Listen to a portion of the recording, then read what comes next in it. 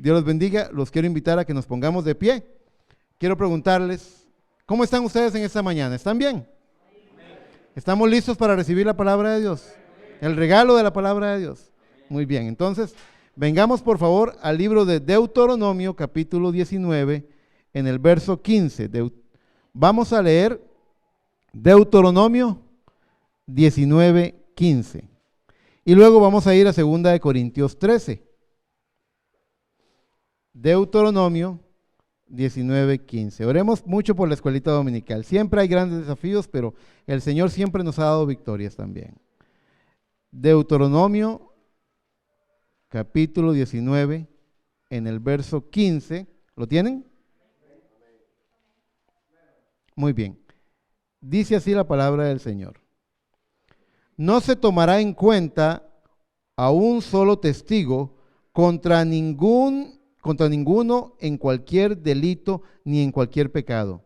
En relación con cualquier ofensa cometida solo por el testimonio de 2 o 3 testigos se mantendrá la acusación. Ahora vaya conmigo a 2 de Corintios capítulo 13 en el verso 1. 2 de Corintios 13, 1.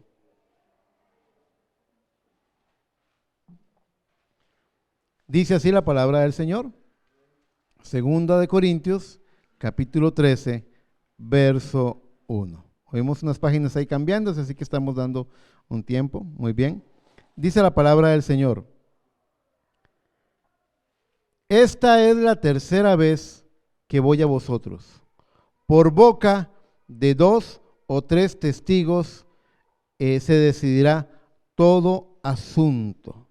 Finalmente yo les voy a leer a ustedes lo que dice 1 de Corintios 13, 13. Dice, y ahora permanecen la fe, la esperanza y el amor, estos 3, pero el mayor de ellos es el amor. Por favor, ore conmigo. Amado Padre Celestial, en esta hora nos hemos gozado con los cantos, con los testimonios. Padre, has tocado nuestro corazón en esta mañana, y si tuviéramos que irnos a casa en este momento, podríamos decir que ya hemos sido bendecidos. Pero Padre, debemos esforzarnos una vez más y poner nuestro corazón en este sitio, prestar toda nuestra atención, rendirlo todo a ti en esta mañana, porque es hora de escuchar tu santa palabra. Y yo soy tu siervo inútil, Padre, incapaz de hacerlo bien si no participa tu Espíritu Santo en este asunto. Yo necesito de ti, tal y como mis hermanos también lo necesitan.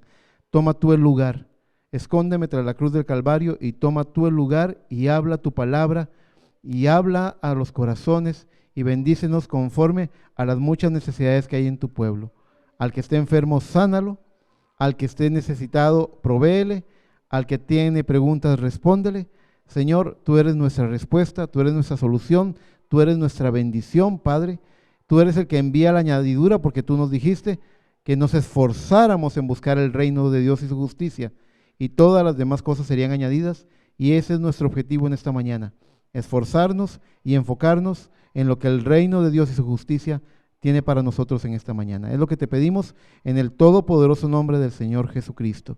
Y por la autoridad que me das como ministro del Evangelio, yo tomo control y sujeto a todo espíritu, a todo pensamiento, a toda emoción contraria a la obediencia de Cristo, para que tus hijos se sienten en la quietud a comer del alimento espiritual, del maná del cielo. Que sea hecho de esta forma en tu santo nombre, Padre. Gracias, Señor. Amén y amén. Por favor, tomen asiento. Hoy sentía en mi corazón compartir con ustedes un mensaje que le he puesto por nombre, los 3 testigos de Dios. Es mucha la evidencia, yo solamente cité 2 escrituras, pero es mucha la evidencia bíblica donde se habla de que todo asunto debe ser considerado por boca de 2 o 3 testigos, no solamente acusaciones por pecado o faltas. De hecho, ustedes se fijan, también leen en el libro de Corintios donde se habla de los dones, y en el orden de la iglesia lo hemos enseñado también, que cuando, por ejemplo, si se levantara alguien con un mensaje en lenguas, creemos en lenguas, ¿verdad? ¿Cuántos creen en las lenguas del Señor?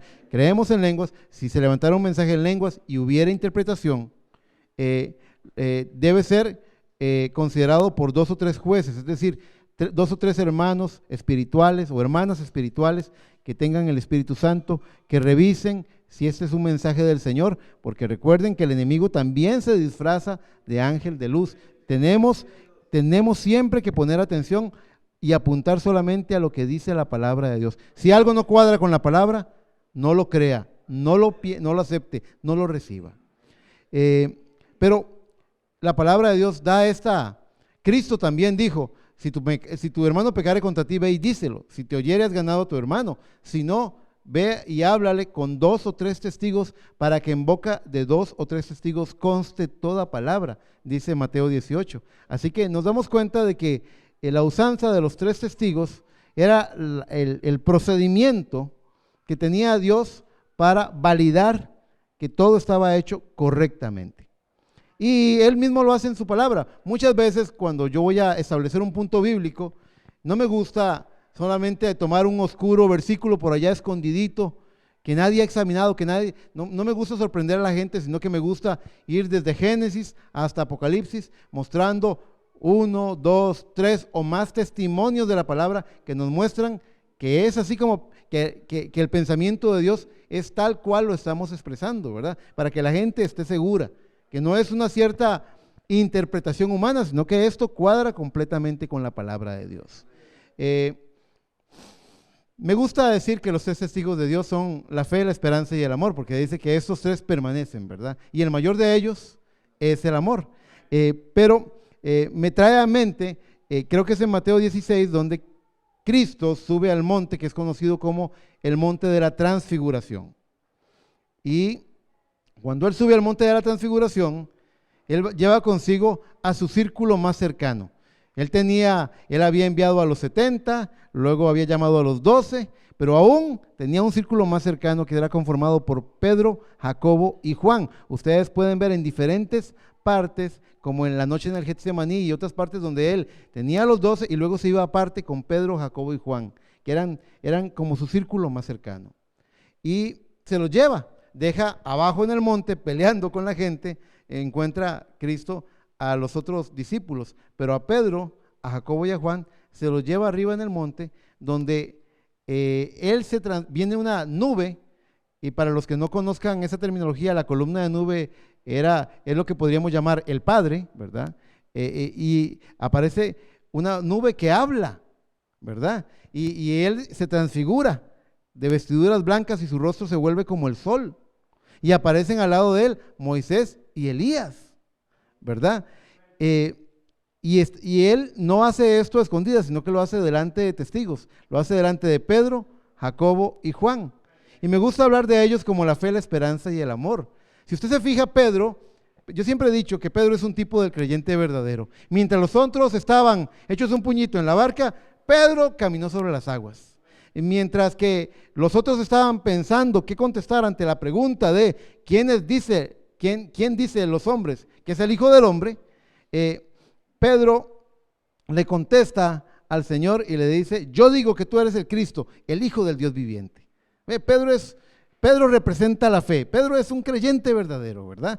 Y entonces me gusta decir, este hombre representó la fe en ese acto ceremonial donde la columna de nube dijo, cuando Pedro quiso hacer una enramada para Elías, otra para Moisés y otra para Jesús, aparece la voz corrigiendo el error de Pedro y diciéndole: este es mi Hijo amado, no Moisés, no Elías, este es mi Hijo amado, Jesucristo, a Él oíd, ¿verdad? Entonces, Pedro representa la fe.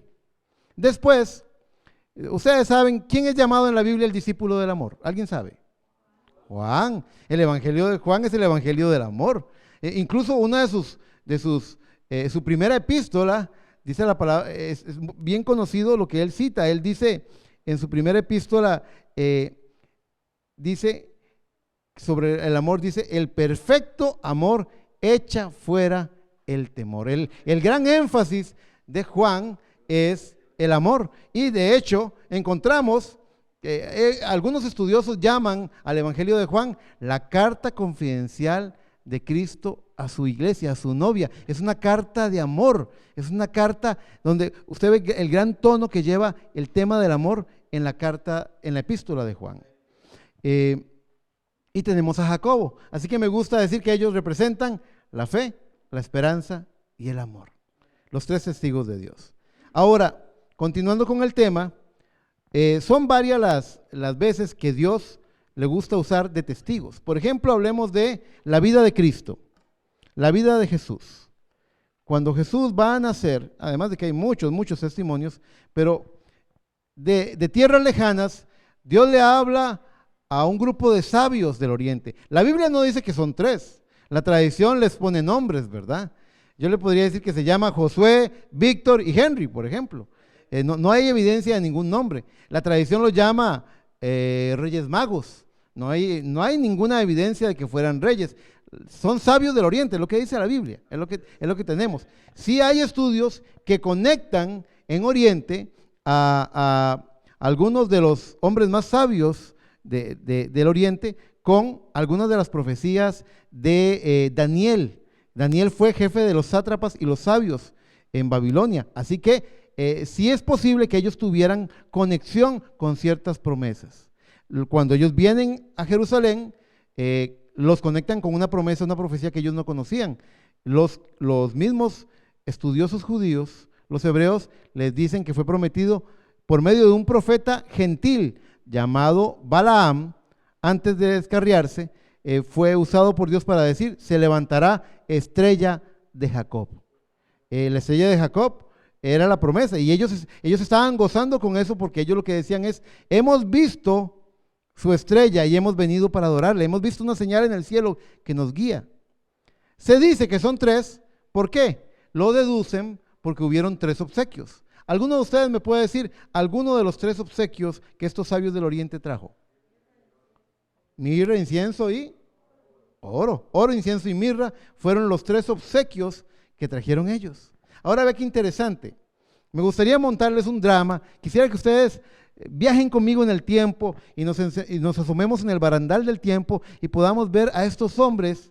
Tal vez ellos no necesariamente venían juntos. Tal vez uno venía de un punto de oriente, otro venía de otra dirección, de diferentes partes. Podían venir estos hombres y se encontraron cuando se vieron que estaban siguiendo la ruta de la estrella que los estaba guiando hacia Belén. Estos hombres tal vez en el camino empezaron a dialogar y empezaron a conversar, como usted, hermana Lorena, y yo, que nos hemos encontrado aquí en la iglesia y podemos sentarnos y conversar y yo ver cuál es su visión de la palabra y yo compartirle la mía, ¿verdad? Pero vea, fíjese qué interesante. Cuando empiezan, tal vez uno andaba en camello, tal vez el otro andaba en un burrito y el otro en un caballo, y cuando iban conversando, uno de ellos vio que había una carguita en el lomo del camello. Y le dice: ¿qué es eso que llevas ahí? Y dice: un obsequio para el niño que van a nacer. Ahora, muy interesante es que lo que usted obsequia expresa lo que usted piensa u opina de la persona que va a recibir el regalo. Yo siempre digo jugando: el que me regala medias no me conoce. Vamos a ver, alguien que me conozca por aquí. ¿Qué me encanta que me regalen? Aquí hay gente que me conoce. Libros. Yo soy un lector. Me encanta todo el tiempo tener libros. En un cumpleaños, el hermano José la vez pasada me regaló un libro maravilloso que me encantó. Mis hijas también me han dado libros. Ellas saben dónde me gusta, ¿verdad? Claro. Ahora, las medias son útiles. No me quejo, pero lo que trato de decirles es que las medias no me apasionan. Me apasionan los libros, ¿verdad? La cuestión es que, interesantemente, los regalos que ellos traían reflejan la visión que ellos tenían del niño que iban a ser. Y entonces, me imagino a uno de ellos diciéndole: ¿qué es lo que llevas ahí en el camello? Y el hombre, este sabio, le dice al otro sabio: pues yo traigo oro. Oro. ¿Y por qué oro? Bueno, el oro representa realeza, deidad también. Así que yo regalo oro porque yo entiendo que ese niño que va a nacer es Dios que ha venido al mundo. Para ti es Dios. Sí, ¿por qué? ¿Qué le trajiste vos de regalo? Pues yo le traje incienso. Incienso. ¿Y para qué es eso? Como dicen algunos, ¿para qué es eso? Y dije: porque, bueno, el incienso representa las oraciones de los santos, representa servicio, y para mí ese hombre que va a nacer, ese niño que va a nacer, vino para servir. ¿Tú piensas que él es un siervo? Sí, yo creo que Él es un siervo. Yo creo que Él viene para servir. Eso es lo que yo he entendido, es la revelación que Dios me ha dado. Y como que no estaba muy de acuerdo, como que el del incienso pensaba, este del oro como que anda con alguna doctrinita extraña, ¿verdad? Y entonces dicen, bueno, resolvamos la discusión, preguntémosle al tercero. Y se volvieron al que andaba en el burrito y le dijo, ¿y tú qué trajiste? Los dos están equivocados, dijo él. Yo traje mirra. Mirra, esa cosa amarga, pero cara, muy preciosa. Es una especie muy, muy costosa. Sí, yo traje mirra. Solo los reyes eran embalsamados con mirra. Pues, ¿por qué trajiste mirra? Sí, porque yo he entendido, yo he comprendido que este niño que va a nacer es el sacrificio. Él viene a morir. Él viene a sacrificarse por la humanidad. Tú piensas que Él es el sacrificio. Y como que no se ponían de acuerdo en el camino, como que cada uno estaba defendiendo su doctrinita, ¿verdad? Lo hermoso es cuando ellos llegan delante del niño. Y al llegar delante del niño encuentran que el niño, según la tradición, estaba en el pesebre. No hay evidencia bíblica para eso. Según los estudios, él tenía como entre 2 y 3 años. La cuestión es que cuando encuentran al niño, le presentan los obsequios y vea qué interesante. Cuando juntan el oro con el incienso y la mirra, ahora la revelación se torna diferente. Porque si el oro significa deidad, y si el incienso significa servicio, y si la mirra significa sacrificio, todo esto junto les trae a ellos la plenitud de la revelación de quién era Cristo. Los 3 testimonios, los 3 testigos juntos traen un verdadero testimonio que dice que Él era Dios en servicio para ser sacrificado. Todos esos, los 3 regalos juntos, hablaban de lo que era Cristo.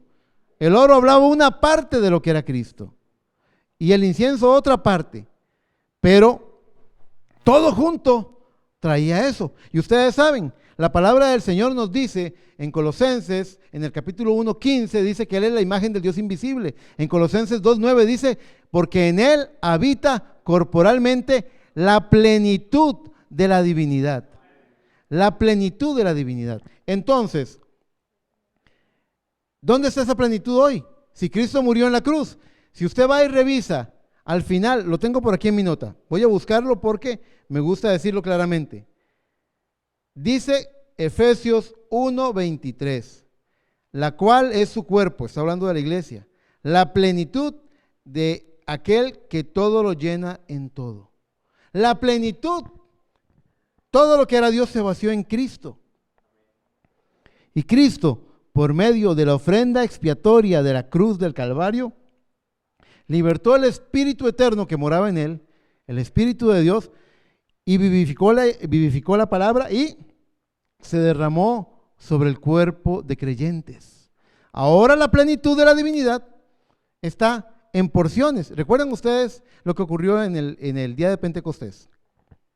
120 en el aposento alto. Se posaron sobre ellos lenguas de fuego. No una gran columna de fuego, porque usted sabe, la forma del Padre se identificó como la columna de fuego que les daba luz en la oscuridad o la columna de nube que les daba sombra en el día caluroso. Pero ahora no es una gran columna de fuego, sino que ahora esa columna de fuego se repartió en lenguas de fuego sobre todos ellos. La plenitud de la divinidad ahora en la iglesia. ¿Cuál fue la gran oración que hizo Cristo en San Juan 17? ¿Qué fue lo que oró? Que todos sean uno. De ahí la importancia. Usted lo que tiene es una visión, una revelación, un cachito de Dios está en usted. Pero necesitamos venir a la verdadera unidad y cuando todos seamos uno en el mismo espíritu que estuvo en Cristo, tendremos la plenitud de la revelación de quién es Él. Nos conviene unirnos, nos conviene verdaderamente. Mientras tengamos alguna pequeña separación, no vamos a alcanzar esa enorme, gran visión que nos presenta la palabra de Dios. Pero, ¿se dan cuenta? Dios en el nacimiento de Cristo usó esos 3 testimonios para hablar de quién era Cristo. Testificó, esos obsequios testificaban de quién era ese niño. Hablaba de lo que era ese niño. A un niño se le regalan juguetes, se le regalan pañales, se le regalan colonias Gerber. Pero tal vez la hermana piensa, pero no habían, tal vez habían en ese tiempo, no sabemos, hermana. A Menem, sí, claro, tiene razón. Colonia Menem y coladitos Gerber, tiene razón. Con razón la cara que me hizo. Gracias, hermana. Pero ¿quién le regala incienso a un niño? ¿Quién le regala mirra a un niño? ¿Quién le regala oro a un niño? ¿Se dan cuenta? Estos regalos tan extraordinarios hablaba de la extraordinaria vida que tendría ese niño. ¿Cuántos creen que la vida de Jesús fue algo extraordinario? Muy bien. Ahora, si bien es cierto, eso testificó sobre su nacimiento, ¿qué sobre su crucifixión? ¿Qué testimonio tenemos del Monte Calvario? Me gustaría compartir con ustedes 3 testigos que nos hablan, aunque hay muchos testimonios. Quiero contarles algo. Los estudios muestran que aproximadamente un 70% de las profecías mesiánicas se cumplieron en las últimas 24 horas de vida de Jesús. Es bien interesante. Fue como una cuenta regresiva que se aceleró en las últimas 24 horas. Cada minuto él estaba cumpliendo una profecía. A cada instante estaba cumpliendo. Ustedes saben, usted lee el Salmo 22, sobre mis ropas echaron suertes. Tantas profecías que se cumplieron, el 70% de las profecías bíblicas sobre el Mesías se cumplieron en las últimas 24 horas. Pero me gustaría he escogido 3 testigos que me gusta mucho lo que nos expresan y me gustaría que los viéramos. Por favor, vaya conmigo a Lucas 22:48. ¿Están todos atentos a la palabra de Dios? Muy bien. ¿Cómo se le responde a la palabra? Eso, así me gusta, muy bien. Es que no le quito los ojos de encima a Esteban, ¿verdad? Hoy le tengo la mira a Esteban, pero la hermana Andrea también está en la mira. Lucas 22, verso 48. Vamos a leer Lucas 22, 48 al 51.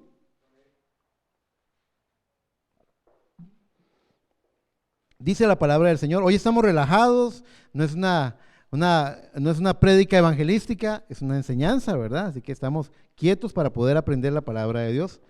Lucas 22, 48 al 51 nos dice: entonces Jesús le dijo: Judas, ¿con un beso entregas al Hijo del Hombre? Viendo los que estaban con él lo que había de acontecer, le dijeron: Señor, ¿heriremos a espada? Y uno de ellos, según otros testimonios, entendemos que fue Pedro, ¿verdad? Y uno de ellos hirió a un siervo del sumo sacerdote y le cortó la oreja. Entonces respondiendo Jesús dijo: basta ya, dejad. Y tocando su oreja, le sanó. ¿Alguien sabe cómo se llamaba este siervo del sumo sacerdote? Malco, sí. El Evangelio de San Juan lo identifica como Malco. ¿Y quién fue el agresor? ¿Quién es el cortador de orejas de esa historia? Pedro, correcto. Impulsivo, ¿verdad? Ay, Pedrito siempre fue muy impulsivo. Pero, y algunas veces somos así, a veces el Pedro se despierta en nosotros, ¿verdad? Actuamos impulsivamente. Pero me gusta mucho este testimonio. En la noche de su arresto, camino al Calvario, Cristo sana la oreja, toma la oreja y dice: mira, ya se arregló, no ha pasado nada. Como el niño que está jugando con plasticina y le vuelve a poner la nariz al muñeco. Así, le puso la orejita, no ha pasado nada. Pero para Malco, esta experiencia fue algo que va más allá de lo que el promedio de las personas podían entender. Para nosotros, gentiles, sin la formación de la ley mosaica, le apearon la oreja y se la pegaron, eso fue todo. Ahí termina la historia, pero para Malco fue mucho más allá. Quiero que vayan conmigo al libro de Levíticos, capítulo 8, verso 22. Ahora, quiero que sepan que Malco no era cualquier siervo, él era siervo del sumo sacerdote. Y un siervo de un sumo sacerdote tiene que ser entrenado, porque todas las cosas que se hagan en la adoración, en la forma en la que se debe vestir el sumo sacerdote. ¿Quién le pasaba la ropa al sumo sacerdote para ayudar a vestirse? El siervo. ¿Quién estaba ahí para hacer para limpiar los utensilios? El siervo estaba ahí. Malco tenía una experiencia de primera mano, tenía un entrenamiento religioso de lo que los sacerdotes le habían enseñado. Pero vea qué interesante. Malco podía entender esta lectura que vamos a leer con una comprensión más profunda que la que cualquier hombre podía tener. Levíticos 8:22 al 24, dice la palabra del Señor, 8:22, dice, después hizo que trajeran el otro carnero, el carnero de las consagraciones. Oiga, esto es de cómo se consagra un siervo del Señor. El carnero de las consagraciones. Y Aarón y sus hijos pusieron sus manos sobre la cabeza del carnero. Esto es bien bonito. Ponga su mano ahí, ya vamos a leer el 23. La ley decía, por ejemplo, la ofrenda por el pecado decía que cuando se traía un cordero debía ser un cordero sin tacha. No podían llevar a la perniquebrada, no podían llevar a la tuerta, no podían deshacerse de la que no se vendía bien por algún defecto. La ovejita o el cordero que se llevara en la presencia del Señor como ofrenda por el pecado debía ser perfecta. Su cabellito, sus dientes, todo tenía que estar perfecto. Y me encanta esa ley porque ustedes ya me han oído decirlo, pero me encanta decirlo. Cuando la ley decía que el pecador tenía que poner su mano sobre la cabeza del animalito. Cuando degollaban al animalito y él empezaba a estremecerse y a balaar de dolor, el pecador sentía el estremecimiento del animal. Ese animal estaba muriendo en su lugar. Esa sangre derramada iba en su lugar. Era en propiciación por su pecado. Y él tenía que hacerlo de esta forma. Maravilloso es cómo se indica en la ley mosaica que el sacerdote tenía que examinar al cordero. No dice nada de que viera al pecador. No hay ninguna indicación que dijera que él tenía que examinar al pecador.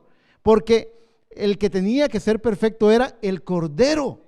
El cordero tenía que ser perfecto, sin defecto, sin tacha, sin ningún defecto físico. Él tenía que ser perfecto. Y eso es un tipo.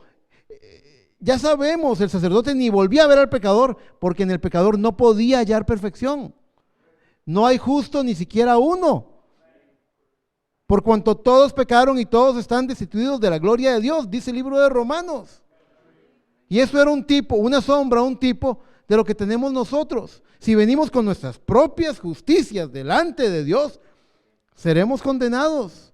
Porque dice la palabra de Dios, creo que es en Isaías, vuestras justicias me son como un trapo de inmundicia. Todas las mesas están llenas de vómito, dice el Señor. Son escrituras que hablan de lo que representan para Él, la justicia humana, incompleta, injusta, parcial. Pero si nosotros venimos no por nuestra propia justicia, no creyéndonos buenos, sino conscientes de nuestra condición humana, venimos y presentamos el único cordero que no tiene defecto, el cordero perfecto, el cordero de Dios que quita el pecado del mundo, Jesucristo, nuestro Salvador. Si venimos a Dios por medio, traemos a memoria aquel cordero que murió en la cruz del Calvario por nosotros. Cordero sin defecto. El juez ni vuelve a ver al pecador, porque ya sabe, es un pecador, no tiene perfección. Pero cuando examina el cordero, el requisito ha sido cumplido. Remisión de pecados ha sido conquistada. Hemos hallado perdón de pecados por medio del Cordero de Dios que quita el pecado del mundo. Me encanta eso. Solo por eso les pedí que pusieran el dedo ahí. Porque vea que también, vuelvo a leer el 22, después hizo que trajeran el otro carnero, el carnero de las consagraciones. Y Aarón y sus hijos pusieron sus manos sobre la cabeza del carnero. Ya usted sabe por qué. Y dice el 23, y lo degolló. Y tomó Moisés de la sangre y la puso sobre el lóbulo. ¿Alguien sabe lo que es el lóbulo? Es esto, esta pelotita que tiene en las orejas. Dice, y lo puso sobre el lóbulo de sus orejas. Perdón, sobre el lóbulo de la oreja de Aarón, sobre el dedo pulgar de su mano derecha y sobre el dedo pulgar de su pie derecho. Hizo acercarse luego los hijos de Aarón y puso Moisés de la sangre sobre el lóbulo de sus orejas derechas y sobre los pulgares de sus manos derechas y sobre los pulgares de sus pies derechos, y roció Moisés la sangre sobre el altar alrededor. Ahora, quiero que los tengo en el portal, en el barandal del tiempo viendo esta escena, ¿verdad? Y quiero que vean a Malco. Malco fue cortado por la impulsividad de Pedro y fue sanado por la misericordia de Jesucristo. Se llevaron a Jesús. Y me imagino a Malco llegando a su casa, contándole a su familia, ni les cuento lo que me pasó hoy. ¿Qué pasó? De que me dieron un espadazo. Y te cortaron, me apearon una oreja, me cortaron una oreja. Pero ¿estás bien? Y Malco dice, sí, Jesús oró por mí. Vea, y él dijo, sí, estoy bien. Tengo sangre, pero mi oreja está bien. Y me lo imagino viéndose en un espejo. Él que comprende, él que fue entrenado, él que recibió el entrenamiento para servir al sumo sacerdote, él está delante del espejo y está viendo el lóbulo de su oreja con sangre, su dedo con sangre. Y seguramente cuando cae sangre, se esparce, pringa, rocía. Y él vuelve a ver, seguramente su hombro, seguramente, y vuelve a ver su pie. Ve la sangre que se derramó cuando le cortaron la oreja. Y él vuelve a ver ante el espejo y dice, él tiene una comprensión espiritual de ese momento. Él dice, esto no fue solamente que fui cortado y fui sanado. Lo que estoy viendo, yo lo había leído. Mi maestro me lo había enseñado. Este es el acto de las consagraciones, es la ley para las consagraciones. ¿Qué significa esto? Dios estaba empezando a dar un testimonio que pocos han podido encontrar respecto a lo que cada cosa que hizo Jesús tenía un propósito. Cada palabra que dijo Jesús es una palabra, era un misil enviado para obtener un resultado. Cada cosa que hizo Dios tiene un significado. Aún nuestras pruebas más difíciles, nuestras situaciones más incomprensibles, en la mente de Cristo tienen significado, tienen propósito. ¿Qué sentido tendría? Pero la palabra de Dios tuvo cuidado de registrar esta herida que produjo Pedro y esta sanidad a Malco. Y Malco no era cualquier hombre, era el siervo del sumo sacerdote. Así que él podía entender. Y eso me hace a mí pensar en lo que la palabra de Dios dice cuando Pablo empieza a ejercer su ministerio y empieza a enseñar esas profundas verdades de la palabra de Dios. Dice en Hebreos 7:12, porque cambiado el sacerdocio, necesario es que haya también cambio de ley. La ley mosaica había traído un sacerdocio levítico, y el sacerdocio levítico se mostró incapaz de cumplir, de alcanzar perfección. Así lo dice el libro de Hebreos, que la ley nunca alcanzó perfección. La ley es perfecta, no me malentiendan. Así dice la palabra de Dios. La ley de Dios es perfecta y lo creemos. Pero por medio del ministerio del sacerdocio levítico nunca se completó perfección. Hebreos 7 nos habla de que vino un nuevo ministerio, un nuevo sacerdocio, y de una tribu que nunca tuvo que ver nada con Leví, de Judá, porque Cristo nació en Belén de Judá, de la tribu de Judá. Nunca hay registro de sacerdocio, pero traía un nuevo sacerdocio. Y un nuevo sacerdocio trae una nueva ley. Y antes había una adoración litúrgica, ritual, una observancia ritual de esas cosas. Veían como un ritual el mojar el lóbulo de la oreja con sangre. Pero Malco tuvo una comprensión más allá de eso, porque la palabra de Dios también nos dice que Dios es espíritu, y los que a Él se acercan en espíritu y en verdad es necesario que le adoren. Un nuevo sacerdocio, el de Cristo, traído según el sacerdocio de Melquisedec, sin principio de vida ni fin de días. Un sacerdocio eterno, que sí nos libra del pecado, que sí es efectivo contra la enfermedad del pecado, que sí alcanza perfección, que nos mete en el lugar santísimo. Vea todas las cosas que apuntan ese capítulo 7 de Hebreos. Y la revelación que tiene Malco, el testimonio de Malco. Si Malco se sentara a hablarnos en esta mañana y a contarnos qué representó para él su experiencia, no fue solamente que le cortaron la oreja y se la pegaron, sino que él tenía una comprensión de lo que él pudo vivir, de lo que él vio, le testificaba el cumplimiento de la palabra, de la ley de consagraciones. ¿Verdad que nunca habían visto nunca habían visto ese corte de oreja con ese significado? Es porque todo lo que dice la palabra de Dios, que aquellas cosas que ocurrieron en el Antiguo Testamento son sombra y tipo de lo que habría de venir. El cordero que se sacrificaba en el Antiguo Testamento era una sombra y tipo del verdadero Cordero de Dios que quita el pecado del mundo. Vaya usted y vea usted el tabernáculo de reunión. Tenía los atrios, el lugar santo y el lugar santísimo. Y es exactamente como el hombre está hecho. El hombre está hecho, según Tesalonicenses, cuerpo, alma y espíritu. Estamos hechos en esa forma, esos tres compartimentos. Todo lo que está en el Antiguo Testamento es una sombra y un tipo.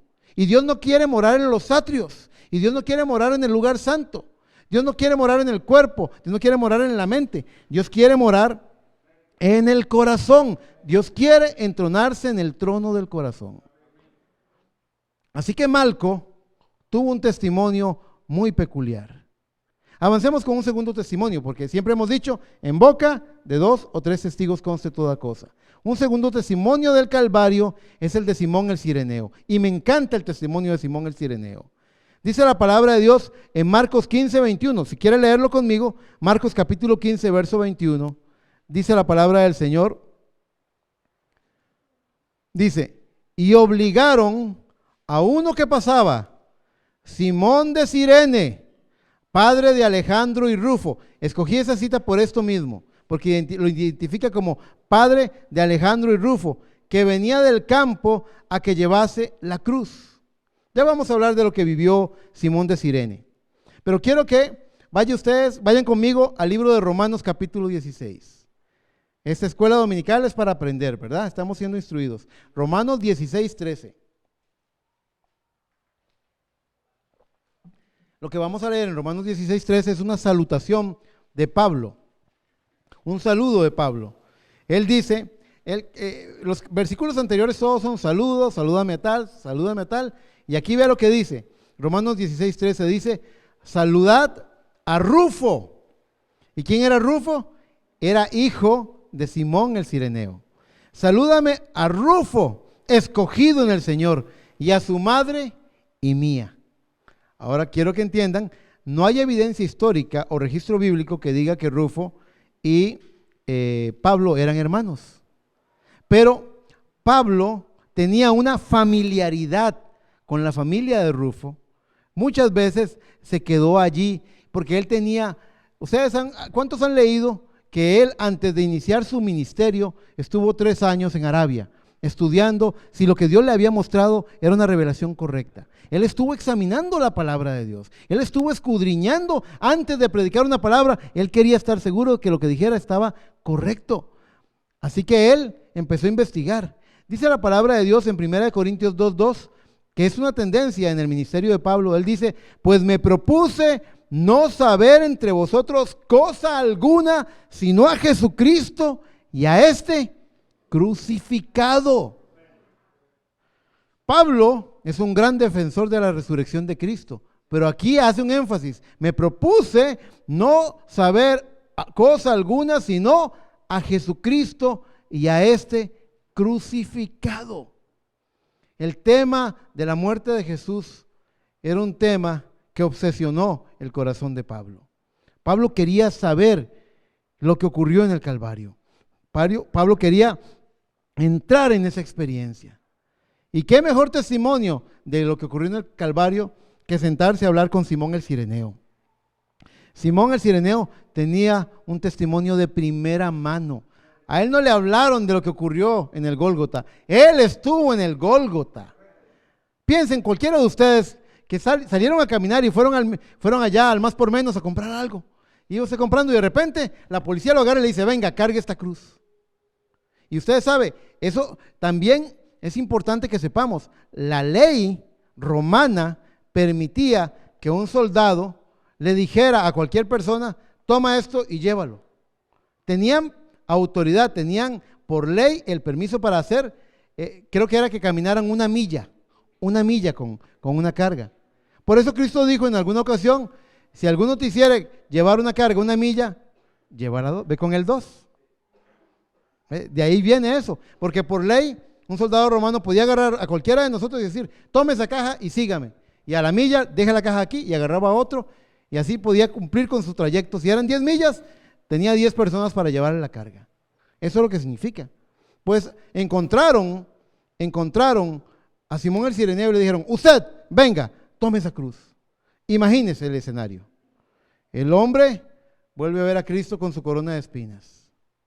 El hombre vuelve a ver la espalda de Jesús hecha tiritas, ve la sangre totalmente embarrada en el madero. Y le dicen, tome ese madero, vamos. Y él oye a los soldados que le hablan así. Usted sabe cómo hablan los militares, ¿verdad? Tome ese madero, sígame. No le dijeron, por favor, don Simón. No le dijeron, tome ese madero, sígame. Y él tembloroso agarró el madero que pesaba y empezó a caminar. Y decía, ya se cumplió la milla. Ya cumplí con lo que tenía que, ya se acabó la milla. Él estaba nervioso. Estaba llevando un madero a un lugar donde crucifican a las personas y él lo estaba llevando y estaba rodeado de soldados. Era lógico el nerviosismo de Simón el Cireneo. Era lógico. Y él sintió húmeda su espalda de la sangre de la persona que estaba llevando ese madero antes. Él sintió la sangre. Él oyó las botas de los soldados marchando. Él oyó las espadas desenvainadas. Él oyó las grebas. Él vio todo ese escenario. Todo ese escenario era un escenario mortificador.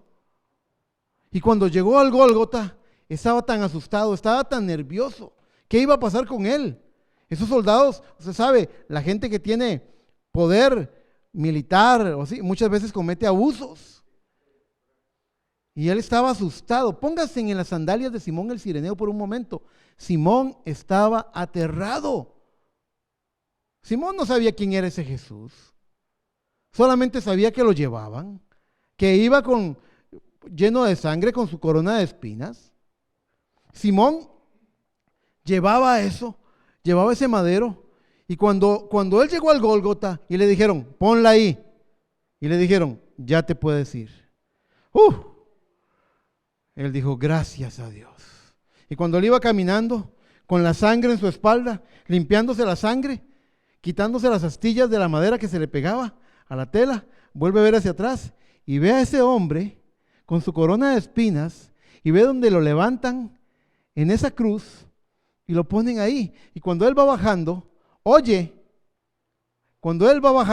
escucha que oye a ese hombre en la cruz que dice, Padre, perdónalos, porque no saben lo que hacen. Y ese hombre, y yo me puedo imaginar en la casa de Rufo, tomando agua dulce, a Pablo, pasmado, asombrado, oyendo a Simón diciéndole, Pablo, yo descendí del Gólgota y escuché, mientras me iba secando la sangre y quitándome las astillas del madero, escuché a Jesús decir, Padre, perdónalos, porque ellos no saben lo que hacen. ¿Cómo un hombre podría amar a semejantes personas? ¿Cómo podría comprenderlos, amarlos, perdonarlos, haciéndole lo que le estaban haciendo? Piensen en el testimonio de Simón el Cireneo. Pablo tenía una obsesión sobre la cruz y halló muchas respuestas en la mesa de Simón. Simón el Cireneo le contestó esas preguntas. Entonces, el testimonio, primero encontramos el testimonio de Malco. Si pudiéramos juntar, usted sabe lo que dice la palabra de Dios en el último capítulo del Evangelio de San Juan, dice que si tuviéramos que registrar todas las cosas que Jesús hizo, ni en todos los libros de la tierra cabrían esas cosas. Así dice la palabra de Dios. Y no solamente dice eso, el hermano Henry el otro día me recordó esa hermosa promesa de San Juan 14, que dice, el que en mí cree, las obras que yo hago, él también las hará, y mayores que éstas hará, por cuanto yo voy al Padre. Ahora, alguien podría decir, mayores, ¿qué puede ser mayor que resucitar a un muerto? ¿Qué puede ser mayor que calmar la tempestad? ¿Qué puede ser mayor que las cosas que hizo Cristo? donde la creación misma se sujetó a Él, donde la muerte huyó de su presencia. ¿Qué puede ser? No son mayores en calidad, son mayores en cantidad, porque cuando Él dice, por cuanto yo voy al Padre, también Él había dicho, os conviene que yo me vaya, si no el Consolador no vendría, porque en la forma del Espíritu Santo, la plenitud de la divinidad ya no moraba en un solo hombre, Jesucristo, sino que ahora está en la iglesia, en el cuerpo de creyentes, en el cuerpo de Cristo. A donde hay un creyente y Dios le ha dado el Espíritu Santo, hay una porción de Dios en él. Él es un vaso de honra que contiene ese precioso aceite del Espíritu Santo. Él, esa plenitud de la divinidad en todos sus hijos. Vuelvo a decirles, por eso necesitamos ser uno, para poder tener un entendimiento, una revelación de lo que es la verdadera persona de Cristo. Un verdadero entendimiento de lo que es la divinidad. Ahora, ahí llevamos 2 testimonios.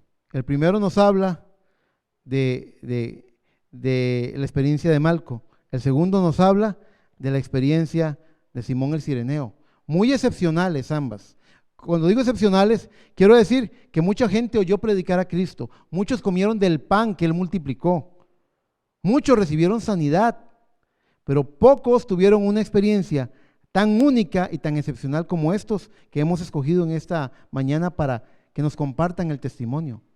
La experiencia de Malco tenía una vindicación bíblica. La experiencia de Simón el Cireneo fue única. Nadie más experimentó lo que Simón experimentó, de llevar la cruz del Maestro, de sentir la sangre empapando su espalda, de oír lo que Él dijo. Nadie más, porque todos los demás estaban de lejos. Hay un tercer testimonio de la cruz que me gustaría que viéramos. Es el del centurión delante de la cruz. Lucas 23, 44.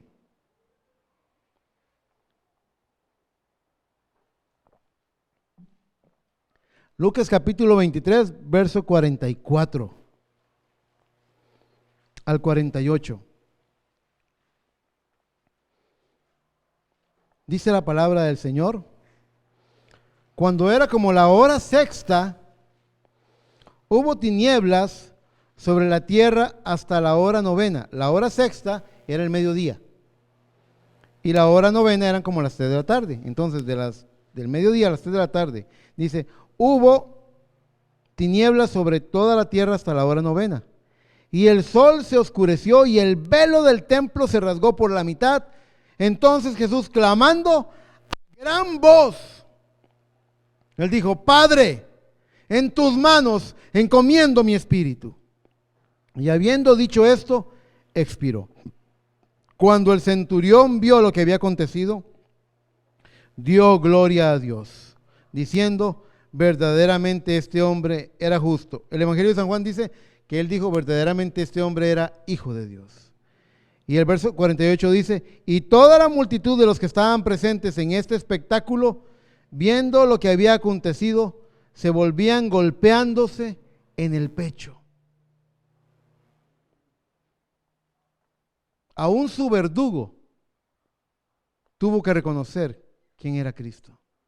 El centurión que estuvo ahí, que cuando le quitaron el manto, la túnica a Cristo Jesús, que era algo muy, muy costoso porque era una sola pieza de tela. Fue rifada, echaron suertes por las ropas de Jesús. Él vio donde le pusieron vinagre para atormentarlo. Él vio todo el castigo que sufrió. Él vio cuando hundieron en la lanza y vio que había muerto y no tuvieron que quebrarle la cadera o quebrarle las rodillas. Él fue testigo de todo eso, pero él vio algo importante. Es muy interesante ver el carácter. Si es interesante ver cómo ha vivido un hombre, es muy interesante ver cómo muere una persona. ¿Alguno de ustedes alguna vez ha atestiguado la muerte de una persona cuando parte al otro lado? La forma, les digo, uno puede ver el carácter de la persona muchas veces en el momento de su muerte. Hay gente que muere, que está sufre de mucho temor. Hay otros, yo no sé por qué, pero hay algunos que les da por renegar, por maldecir, por todo lo maldicen, se quejan. Y uno dice, qué feo morir así, qué terrible terminar así. Hay otros, en cambio, ¿cómo se llamaba aquella hermana que usted me testifica, hermana? La hermana Marta. Yo siempre pienso en el testimonio que me contó mi suegra de la hermana Marta. La hermana Marta se la estaba comiendo un cáncer. Y en su lecho de muerte, ella, con sus últimos alientos, lo que decía era, aleluya, aleluya, gloria a Dios, aleluya. Póngale atención cómo muere una persona. Es bien interesante, porque la muerte es solamente la antesala. Usted como cristiano, piense en esto, usted se ha preparado toda su vida para ese momento. Toda su vida va a ser examinada en ese momento.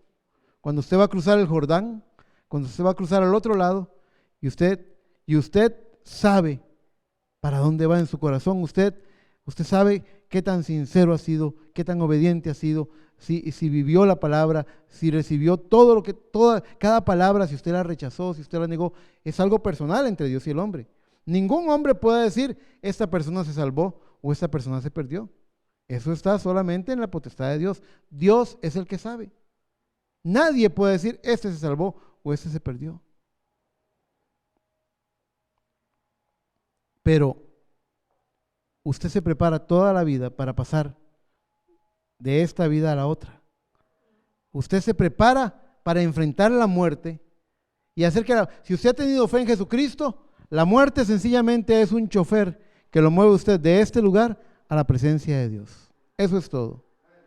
Eso es todo.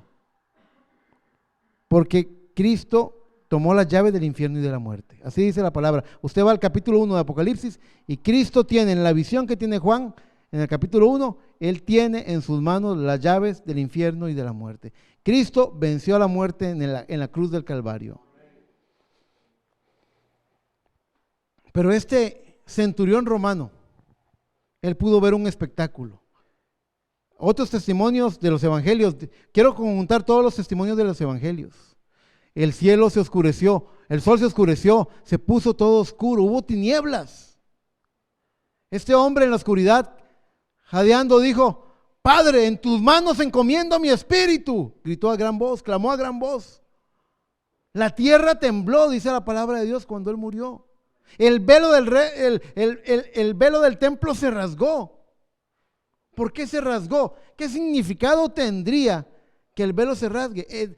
Para los hebreos, detrás de ese velo debía estar la gloria chequina, que era Dios mismo. Pero la gloria chequina no estaba detrás de ese velo, ahora estaba colgando en la cruz del Calvario, muriendo por nosotros. El terremoto, la oscuridad, el velo rasgado. Yo me imagino a este centurión romano investigando, porque él dijo, como dice, tenemos dos testimonios. Uno dice, verdaderamente este hombre era justo. El otro dice, verdaderamente este hombre era hijo de Dios. Porque los elementos fueron trastornados. La naturaleza fue trastornada. ¿Qué clase de hombre era este que estaba muriendo ahí? Y quizás este hombre investigó. Y quizás los que estuvieron con él le testificaron que Cristo una vez dijo, por eso me ama el Padre, porque yo doy mi vida y la vuelvo a tomar. Él podía hacer lo que Dios, él era Dios hecho carne y él podía tomar su vida, dar su vida y volverla a tomar. Y el testimonio del centurión romano. Ahora imagínense usted, si yo los invitara a ustedes a tomarse un café y les digo, hoy va a estar en casa el centurión romano, y hoy va a estar en casa Malco, y va a estar Simón de Cirene. Oh, usted tendría muchas preguntas que hacer sobre la cruz del Calvario. Usted se maravillaría de lo profundo, de lo enorme que es el significado del Calvario. Nosotros nunca nos cansaremos de decir esto. Deberíamos, cuando usted logre considerar lo que significa la cruz del Calvario, el sacrificio del Gólgota, cuando usted logre pesar lo que ocurrió allí, el deseo de pecar va a desaparecer. Usted no va a querer ser nunca más el mismo. Usted necesita darle la vida a aquel que murió por usted. darle todo su ser, rendirlo todo a Él. Usted no puede seguir en los caminos del pecado después de haber visto semejante amor, semejante sacrificio. Esos testimonios nos hablan de eso. El que lo estaba arrestando fue sanado por Él. Simón Cireneo, que no tenía vela en ese entierro, que sintió los pavores de la muerte, los terrores de la muerte a su alrededor, lo vio a Él perdonando, muriendo por toda la humanidad.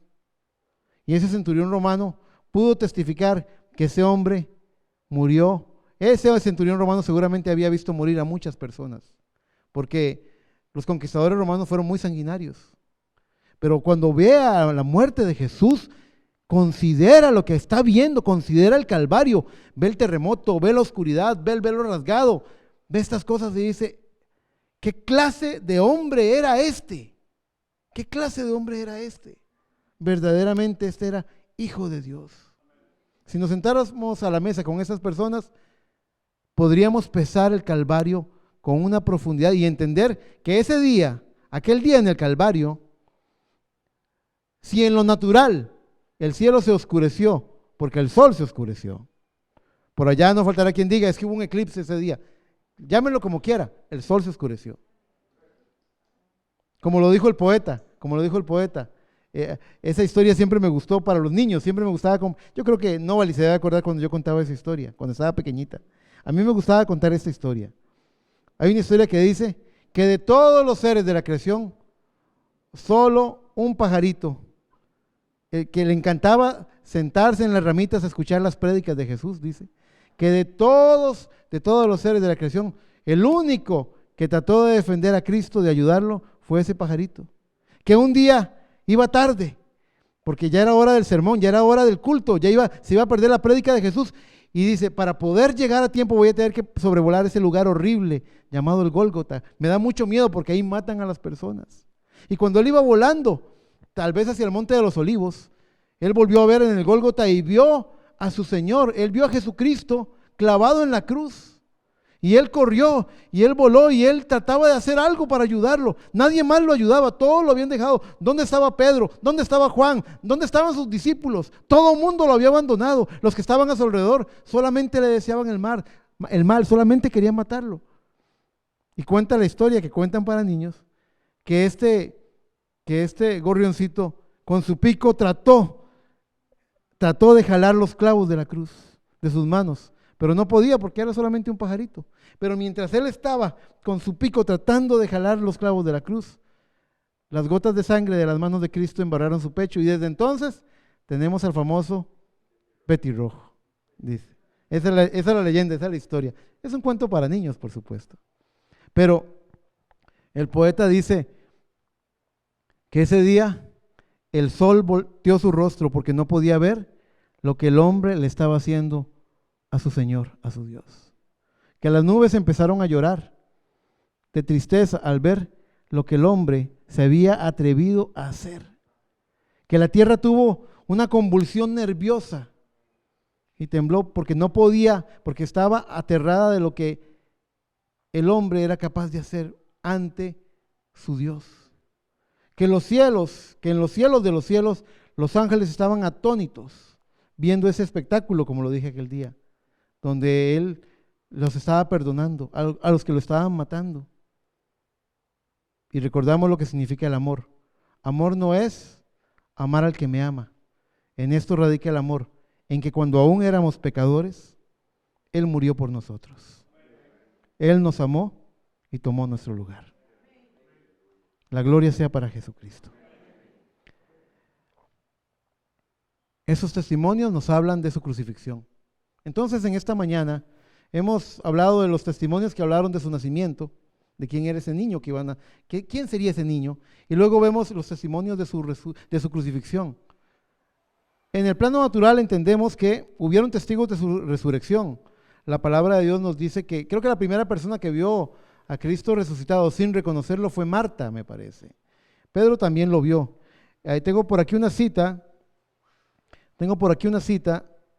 Sí, Pablo dice en Primera de Corintios 15:3 en adelante dice, porque primeramente os he enseñado lo que asimismo recibí, que Cristo murió por nuestros pecados conforme a las Escrituras, y que fue sepultado y que resucitó al tercer día conforme a las Escrituras, y que apareció a Cefas, que es Pedro, después a los 12, después apareció a más de 500 hermanos a la vez, de los cuales muchos viven aún y otros ya duermen, y después apareció a Jacobo, después a todos los apóstoles, y al último de todos, como un abortivo, me apareció a mí, porque yo soy el más pequeño de todos los apóstoles, que no soy digno de ser llamado apóstol, porque perseguí a la iglesia de Dios. Una breve reflexión. Tenemos solamente una cita bíblica más que leer, pero regáleme 5 minutos, por favor. Cierta parte en el libro en primera de Pedro 1:11, dice que los profetas diligentemente inquirieron el espíritu, por medio del espíritu, el tiempo en el que vendría el Cristo, por medio del espíritu que moraba en ellos. Y pudiéramos decir que cómo nos hubiera gustado tener esa experiencia espiritual de los profetas. Pero luego encontramos a los discípulos de Cristo, que Cristo les dice a ellos, bienaventurados sois por lo que ven vuestros ojos. Mateo 13:16 dice, pero bienaventurados vuestros ojos porque ven y vuestros oídos porque oyen, porque de cierto os digo que muchos profetas y justos desearon ver lo que veis y no lo vieron, y oír lo que oís y no lo oyeron. Y entonces entendemos que los apóstoles de Cristo tuvieron una bienaventuranza o una bendición más alta incluso que la que tuvieron los profetas, porque aquellos profetas inquirieron el Espíritu de Cristo, pero les tocó a los apóstoles verlo, conocerlo, oírlo, ¿correcto? Ellos tuvieron una mayor bendición. Y aún nosotros, si yo les dijera a ustedes, ¿a cuál de ustedes le hubiera gustado vivir en los días de Jesús? Hay gente que dice, si yo hubiera vivido en los días de Jesús, yo lo hubiera defendido. No hubiera hecho como hicieron los apóstoles, que todos lo dejaron solo. Mi hermano, permítame decirle una cosa. La forma en la que usted se para por la palabra de Dios hoy, dice como si estuviera parado en aquel día. Si usted es de los que se excusa y comete lo que usted llama mentiras blancas, pequeños pecados, como si los tamaños tuvieran tamaño, como si tuvieran color. Eso dice cuál es su posición. Si usted hoy no se para por la palabra de Dios, no se hubiera parado con Cristo aquel día en el Calvario. Pero también dice la palabra de Dios, Pablo dice que somos con Él juntamente crucificados, que fuimos sepultados con Él y que somos por medio de Él resucitados también. Y ese es un misterio que tiene que ser descubierto a nivel personal. Es posible que Marta haya visto a Jesús resucitado, Pedro y los discípulos también. Y dicho sea de paso, los discípulos que tenían ya una bendición más grande que la de los profetas, nos dejan ver en la experiencia que ellos vivieron que nosotros hoy somos dueños de mejores promesas, como dice el libro de Hebreos, porque cuando Tomás, el dídimo significa gemelo, Tomás el gemelo, dice la palabra de Dios, testifica que cuando Cristo resucitó, apareció en medio de ellos, que la puerta estaba cerrada, las ventanas cerradas, ellos estaban escondidos porque no querían, porque estaban buscando a los seguidores de Jesús, y ellos estaban ahí encerraditos, y de repente Cristo aparece ahí. Él no tenía llaves, no se abrió la puerta, no se abrió ninguna ventana, y Él apareció en medio de ellos. Ellos pensaron que era un fantasma, pero Él les dijo, ¿tienen algo de comer? Porque un fantasma no come, ¿verdad? Y él comió con ellos. Pero Tomás no estaba ahí. Tomás se había salido. Algunos estudiosos conjeturan de que seguramente Tomás había salido a advertir a su hermano gemelo lo que estaba pasando, porque podían arrestar a su hermano confundiéndolo con él. Entonces hay una teoría ahí que dice que la razón por la que Tomás no estaba con discípulos era porque él andaba avisándole a su hermano que se escondiera. Y él, cuando vuelve, regresa y encuentra a los 12 con la noticia de que Cristo ha resucitado. Y Tomás no era, vean, Tomás no era un mal hombre, Tomás era un buen hombre. Pero Tomás es el tipo de persona que dice, hasta no ver, no creer. Si no metiere mi dedo en la herida de sus manos, si no metiere mi dedo en la llaga de su costado, si no metiere y lo comprobare, no creeré. Y bendito el nombre del Señor. Jesús es tan benevolente que aparece delante de él nuevamente, delante de los discípulos, y le dice, y cuando lo adoran todos, le dice, Tomás, vente para acá. No, Señor, yo creo, vente para acá, Tomás, ven. Tú dijiste y tú lo necesitas y lo vas a cumplir. Mete tu dedo. Pero Señor, mete tu dedo. Ven, toca la herida de mi costado. Ahora, cuando Tomás constata, según su necesidad humana, constata que él puede ver dónde entraron los clavos, él puede ver dónde entró la lanza, él puede ver que este es aquel que murió en la cruz del Calvario. Ahora Tomás cae de rodillas y le dice, mi Señor, mi Dios, le dice. Ahora Tomás ha creído. Y el Señor le dice, porque me has visto, has creído. Más bienaventurados son aquellos que sin ver creyeron. ¿Quién dice amén a eso? Usted tiene una bienaventuranza mayor que la de Tomás, que caminó con Cristo, comió con Él, que lo vio resucitado. Ahora, si bien es cierto que estos ojos naturales no ven a Jesús literalmente, vaya conmigo a nuestra última cita, a la de Filipenses.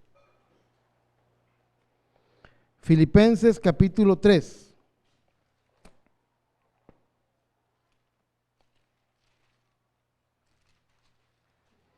Filipenses 3, yo tengo el verso 10, pero podemos leer un poco antes. Sí, podemos leer del verso 7, del verso 4, para poder darle, no cortarle las palabras a Pablo.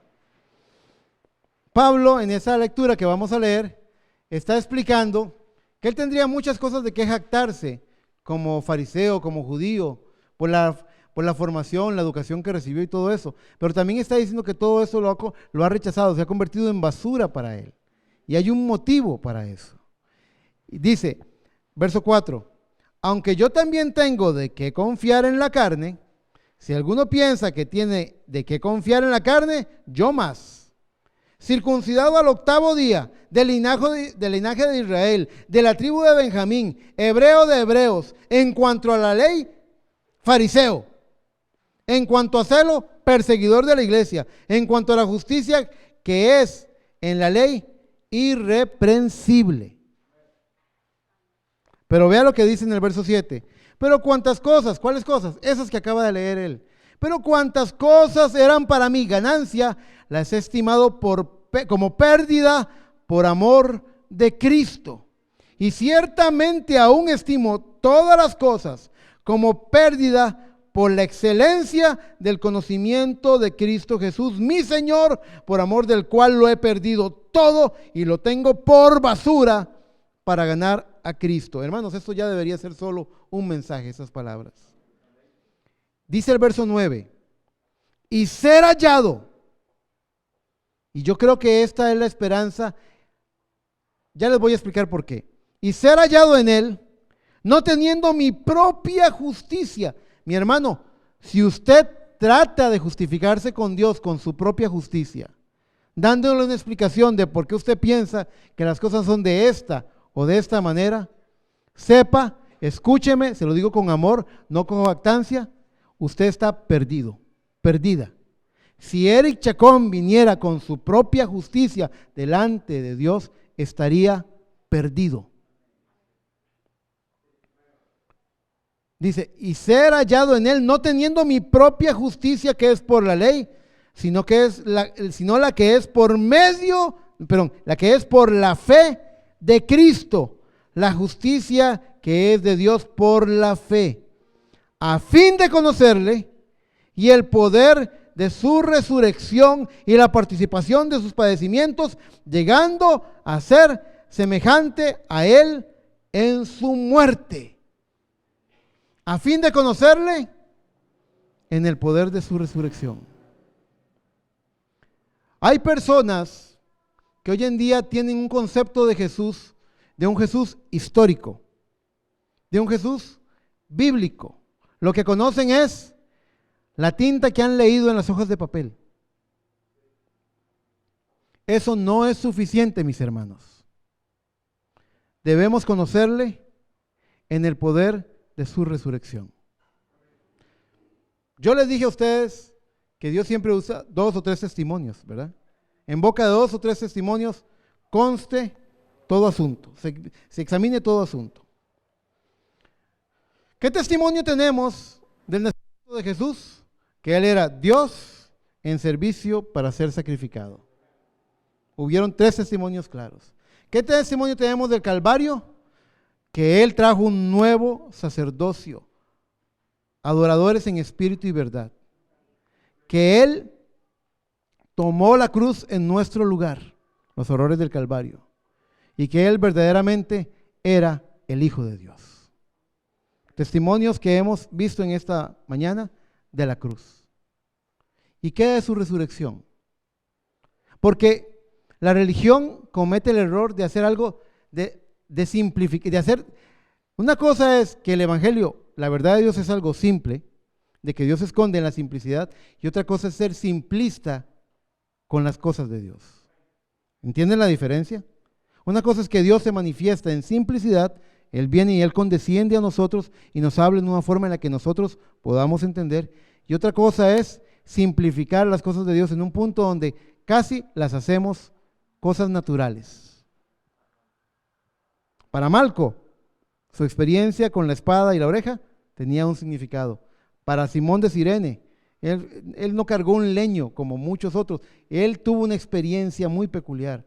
Ese hombre, ese centurión en la cruz del Calvario, constató, él fue espectador él había visto muchas muertes y esa muerte era una muerte distinta. Ese era un hombre distinto. ¿Comprenden? Vea los testimonios que hemos escogido, los 3 testigos de Dios que estamos hablando. Por cierto, no les dije, yo también, Dios me ha regalado a mí, yo tengo también mis 3 regalos, así como le dieron a Jesús 3 regalos, yo tengo, los que quieran ver después, cuando salgan ahora en unos minutos, cuando salgan de la iglesia y pasen por mi escritorio, van a ver un reloj, y van a ver una corona de espinas y van a ver un águila. Y yo estaba considerando un día de estos y viendo eso. Esos 3 regalos tienen un común denominador. El reloj me lo regaló en un aniversario de campamento el hermano Michael Siebert. La corona de espinas me la regaló en un viaje que fue a hacer a Israel el hermano Mónico, el que fue mi pastor. Y el águila me la regaló mi hermana Ana, que tanto quiero a mi hermana Ana, que estoy muy feliz de verla aquí. ¿Qué tienen en común ellos? Esos 3 regalos, no sé por qué, están ahí.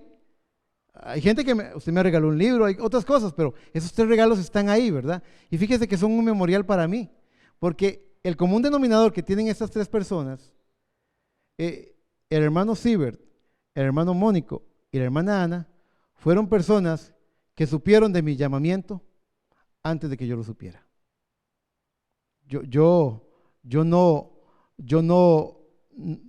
Cuando el hermano Siebert habló, muchos años después, cuando ya yo era un predicador, él estuvo aquel día cuando yo estaba solo en la iglesia y el Señor me visitó y me estremeció con su Espíritu Santo. Y para mí, sencillamente Dios había tenido misericordia de mí.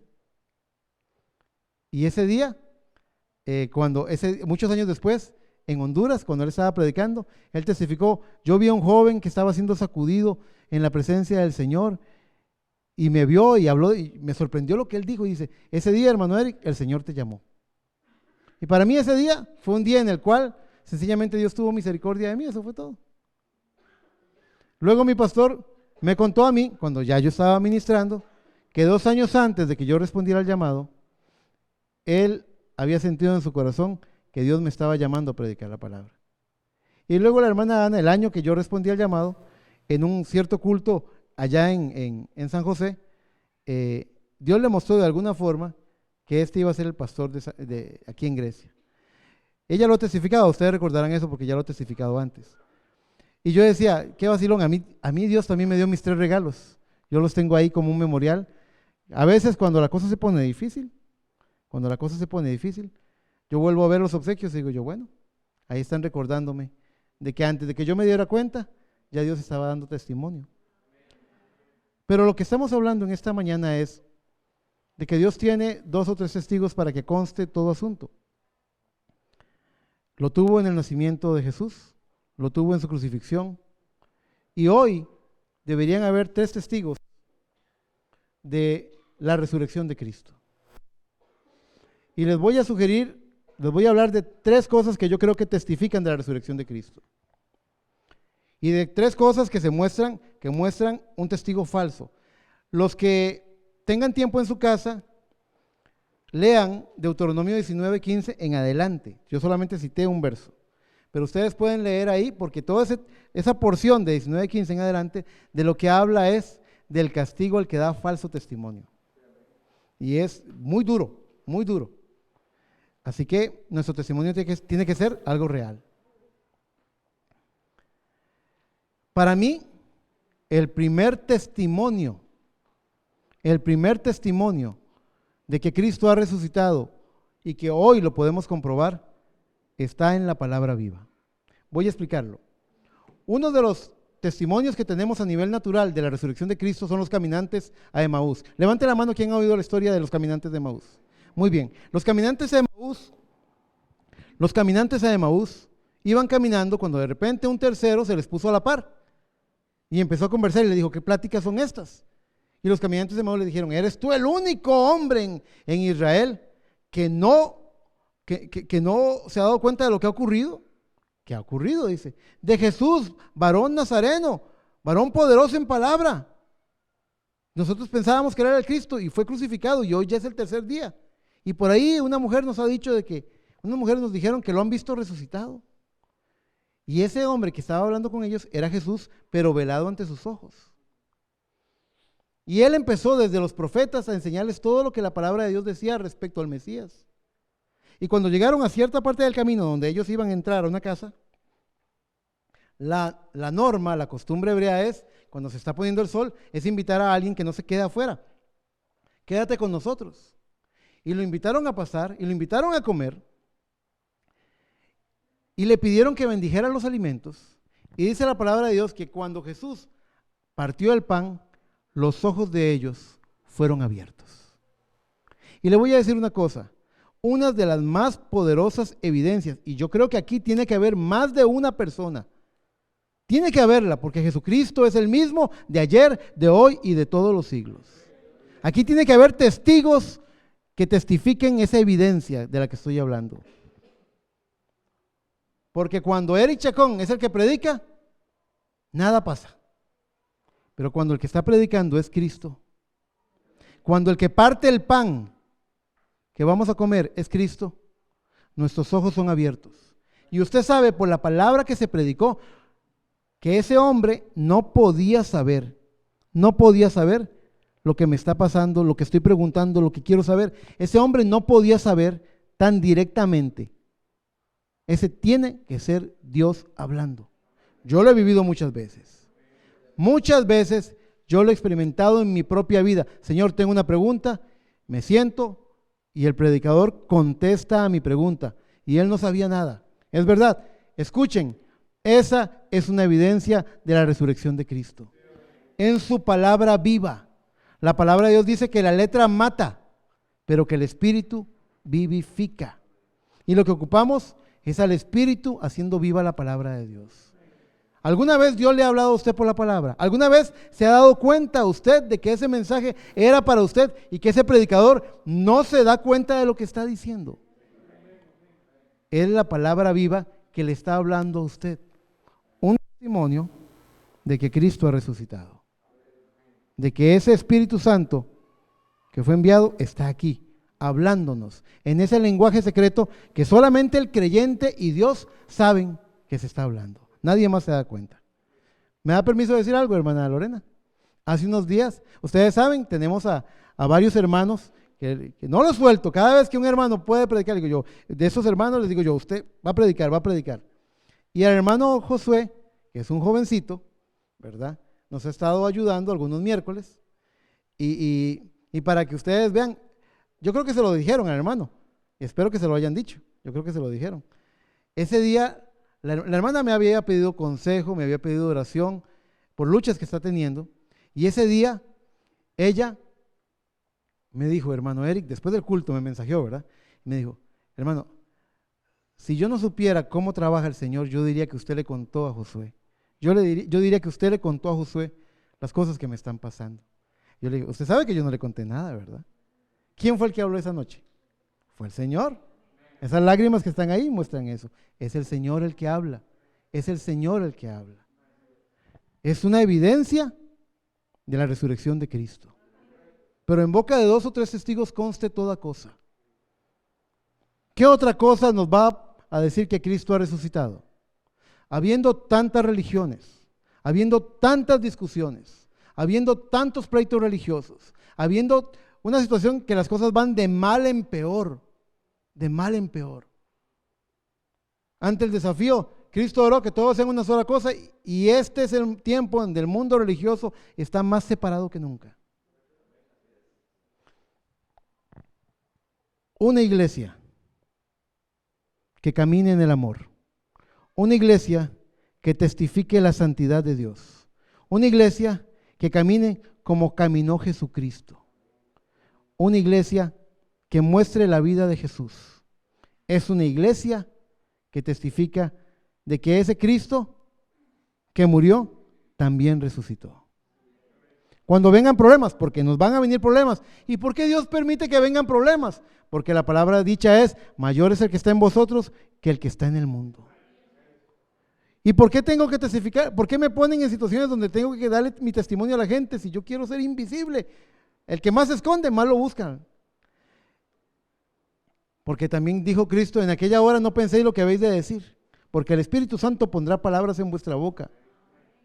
Es decir, que vamos a cumplir lo que dijo Pedro en su epístola. Hemos sido llamados a ser sacerdocio santo. Somos reyes y sacerdotes. En la religión tradicional, allá en la religión tradicional, el santo es el sacerdote. En la antigua tradición, en la ley mosaica, el sacerdote usaba una diadema. En su frente tenía la inscripción santidad a Dios. Y parecía, santidad a Jehová, amén. Y parecía que el que tenía que ser santo era el sacerdote. Pero aquí no. Aquí no es que el hermano Eric tiene que ser más santo. Y ustedes así como que, el que tiene que ser santo es el pastor. No, la palabra de Dios dice que Dios nos ha llamado a un sacerdocio santo. Cada uno de nosotros. El sacerdote en el Antiguo Testamento tenía unas campanillas, unas granadas en el borde de su vestidura que sonaban. Y cuando él caminaba, sonaban. ¿Sabe lo que decían? Hablando en los términos de la palabra, cuando él caminaba en esa forma, había tenido el cuidado de vestirse en la forma correcta, de actuar en la forma correcta, de oficiar, de ministrar en la forma indicada por Dios. Cuando lo hacía todo como Dios decía, en ese camino de santidad, él, su caminar declaraba, santo, santo, santo, santo es el Señor. Su caminar le declaraba a la gente que Dios es un Dios santo. Él caminaba en el temor de Jehová, él caminaba reverente, él tenía una vida consagrada delante de Dios. Santo, santo, santo es el Señor. Y ahora nosotros hemos sido llamados a un sacerdocio santo. Cuando este mundo vea a la iglesia caminando en santidad, verán el testimonio de un Cristo resucitado. Porque mayor es el que está en esa iglesia, en vosotros, que el que está en el mundo. Cuando lo vean venciendo las cosas del mundo, cuando lo vean venciendo los desafíos, las pruebas, las luchas, las enfermedades, cuando los vean de gloria en gloria, de victoria en victoria, esa marcha de santidad le va a decir al mundo que Cristo verdaderamente ha resucitado. Un segundo testimonio. Primero, la palabra viva que revela el secreto del corazón. Segundo, nuestro testimonio viviente. La palabra viviente, la palabra siendo vivida. No hay yo puedo predicar 1000 sermones aquí que nunca se podrán comparar con el sermón que usted viva. Vívame un versículo, cúmplame un versículo de la Biblia. Eso tiene más poder que todas las prédicas en todos los púlpitos.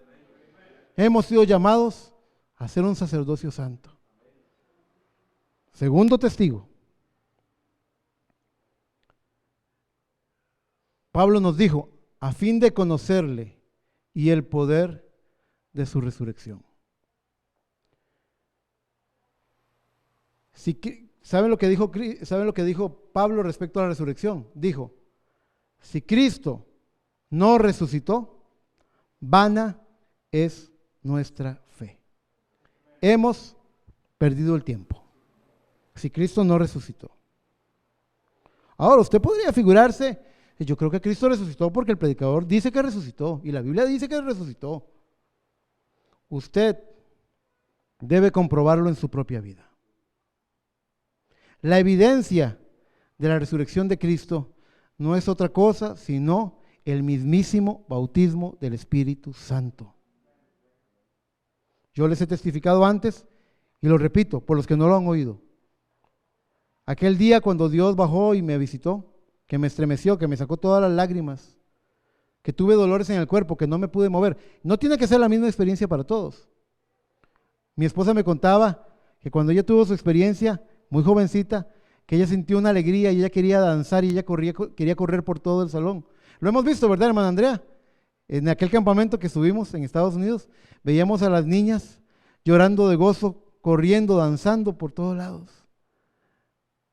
Las reacciones ante el Espíritu Santo son diferentes, somos seres diferentes. Y Dios ama la variedad, Dios ama la variedad. Cada experiencia es diferente. Pero usted tiene que estar completamente seguro, no lo que usted sintió, no porque se le pusieron los pelos de gallina.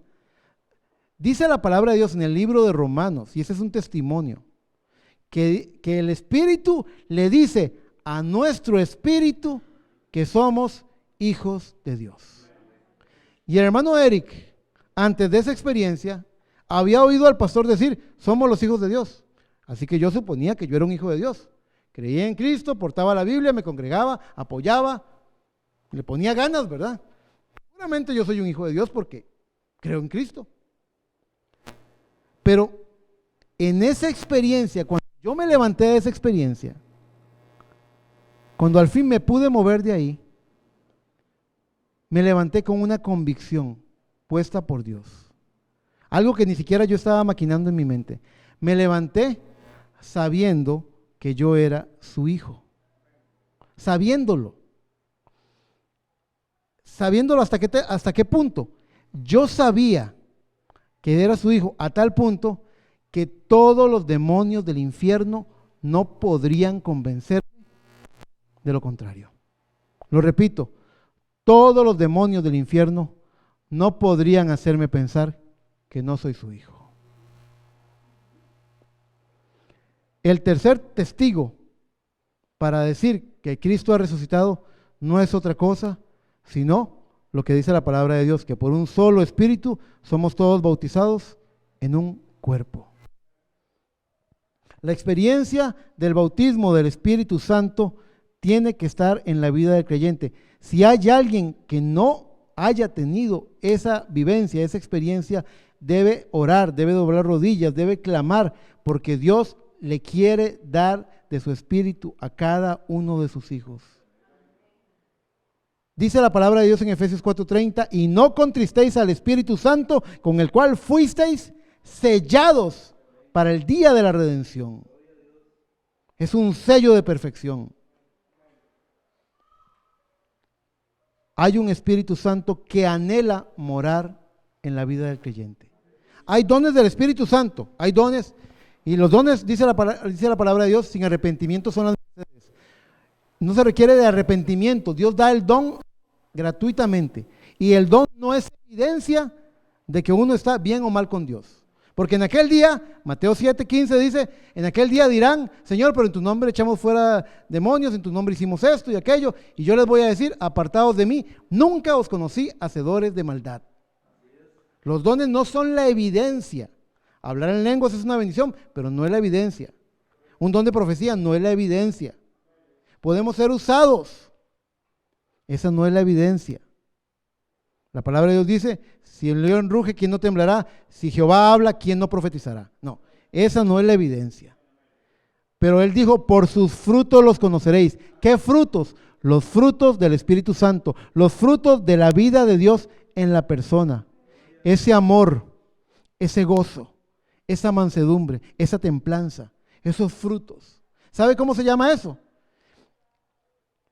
Cuando en la noche de su arresto, Cristo dijo, de cierto os digo que todos ustedes se van a escandalizar de mí, todos me van a dejar. Y Pedro dijo, aunque todos estos te dejen, yo no te dejaré. Y Cristo le dice, de cierto te digo que antes de que el gallo cante 2 veces, tú me habrás negado 3. Pero le dice, mira Pedro, Satanás te ha pedido para zarandearte como a trigo. Y como somos trigo, el trigo se zarandea. Vamos a ser zarandeados. Satanás te ha pedido para zarandearte como a trigo. Pero yo he orado por ti que tu fe no falte. Y que tú, una vez vuelto, confirmes a tus hermanos. En la religión tradicional, la confirmación es un acto ceremonial que tiene que ver con la primera comunión y estas cosas. En la palabra, cuando Cristo le dijo a Pedro, he orado por ti que tu fe no falte y que tú una vez vuelto confirmes a tus hermanos, significa ayúdalos, apóyalos. Ellos deben llegar a un punto de no retorno. Una persona confirmada en la fe, una persona en el cuerpo de Cristo, una persona llena con el Espíritu Santo va a pasar por pruebas, por luchas, va a ser tentado, va a cometer errores, pero no hay forma en la que ese creyente vuelva atrás. Él ha muerto y el que vive en él se llama Jesucristo. La vida de Dios en él. Y ya no vivo yo, sino que Cristo vive en mí. El más poderoso de todos los testigos.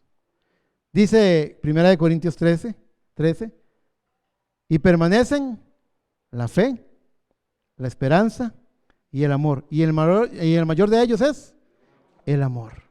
¿Qué es lo que dice la palabra de Dios respecto al Espíritu Santo? Dice que el amor de Dios se ha derramado en nuestros corazones por medio del Espíritu Santo. El amor, esos frutos, esa vida de Dios en nosotros. Entonces hoy tenemos evidencias de que Cristo ha resucitado.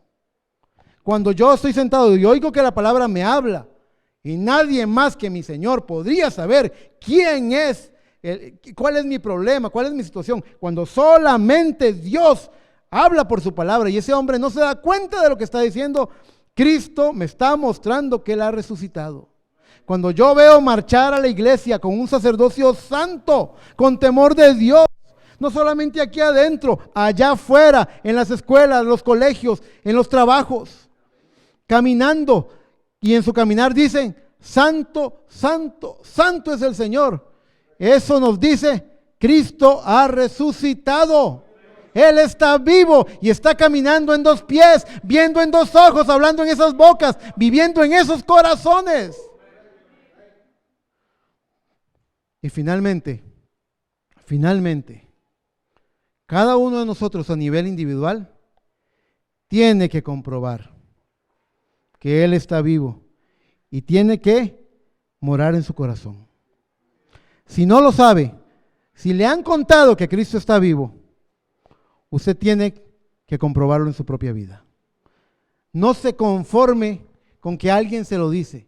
Usted va a saberlo. El Espíritu mismo le dice a nuestro espíritu que somos hijos de Dios. Cuando Susana Annesley se casó con Samuel Wesley, padres de John Wesley y de John Wesley, el del movimiento, el de la gran revolución, el gran avivamiento metodista. Cuando se conocieron, ella era una hija de pastor y estudiaba tratados, estudiaba diccionarios de hebreo y cosas difíciles. Ella era bien dura. Y Samuel vino y le dijo un día, le dijo, ¿ya conociste y ya recibiste el testimonio interior de haber sido salva? Y le dice Susana, ¿qué es eso? ¿Y eso con qué se come? Yo no sé qué es eso. Yo vivo una vida tan santa que Dios no se ofenda de ninguna forma, que yo agrade a Dios en todo lo que yo haga. Era un cuidado religioso, era todavía santidad humana eso. Pero lo maravilloso es que ella cuenta en su testimonio que cuando tenía 60 y tantos, casi 70 años, su esposo ya había muerto y está tomando la cena del Señor, ministrada por su hijo. Ella dice, en ese momento yo recibí el testimonio interior de que era salva. Una ancianita de 70 años diciendo, hoy me doy cuenta de que soy salva. Después de una larga vida de iglesia y de observancia religiosa, ella pudo constatar en su corazón, algo le dijo en su corazón, lo soy. En boca de 2 o 3 testigos conste toda cosa. Usted puede, no se conforme con 2 testigos. En este tiempo final, pida el tercer testimonio. Que la palabra le hable, qué bendición. Que usted vea a la iglesia marchando en santidad, qué bendición. Voy a decir esto, voy a hacer una corrección. No la iglesia, la novia. No la iglesia. Yo creo que la novia está dentro de la iglesia. Porque aquí, como en el manicomio de México, no son todos los que están, ni son todos los que son, ¿verdad? Pero hay una novia que será llamada, como dice la palabra, sin mancha y sin arruga. No se quede con solo esos 2 testimonios. El testimonio final es esa voz que le habla a su corazón y le dice, eres mi hijo, eres mi hijo. Cuando usted tenga esa voz hablándole, esos 3 testimonios, la palabra hablada, la palabra vivida y el testimonio interior, usted tiene los 3 testimonios que le pueden decir definitivamente, yo sé que Cristo ha resucitado. Yo sé que Cristo resucitó porque hoy en la mañana, antes de venir a culto, hablando con Él, yo estaba hablando con Él y yo sentí su presencia y Él me vindicó y Él me habló, y es esa forma en la cual la vida se convierte en algo sobrenatural. Usted puede escoger una vida religiosa o una vida sobrenatural. ¿Qué prefiere? ¿Cuántos quieren una vida religiosa? Qué dicha que nadie dijo amén. Qué bueno, me alegra. ¿Cuántos quieren una vida sobrenatural? Muy bien. Eso es lo que nos da el poder de su gloriosa resurrección. Dios les bendiga. Pongámonos en pie.